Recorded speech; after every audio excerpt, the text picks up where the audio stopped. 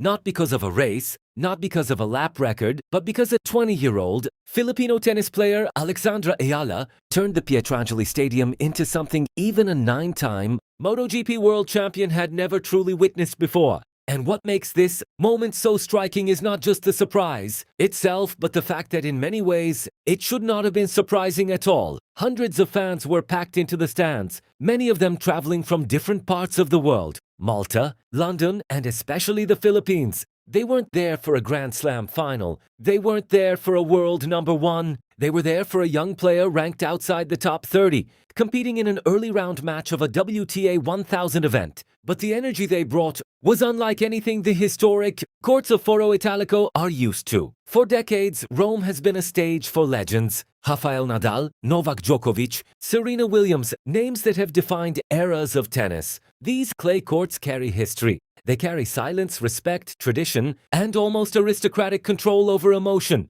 But on May 8, 2026, Pietrangeli Stadium felt different. It was loud, it was emotional, it was unpredictable. It was, as one analyst described it, pure chaos, driven by Filipino sports fandom at its absolute peak. Chants echoed off the ancient stone walls, not in Italian, not in English, but in voices carrying identity, pride, and belonging. It felt less like a tennis match and more like a cultural arrival. And somewhere in that crowd, even Valentino Rossi, one of the greatest names in motorsport history, was reportedly watching, visibly surprised by the intensity and passion on display. But here's the deeper truth. Alexandra Eala's rise didn't begin in Rome. It had been building long before that moment. In 2026, she wasn't just another young player on tour. She had already started rewriting expectations. She broke into the top 30 for the first time after a strong run through hard courts and early clay season events, showing consistency that cannot be ignored at the highest level. In Dubai, she defeated top 10 opposition. In Miami, she produced one of the biggest shocks of the season by defeating world number 2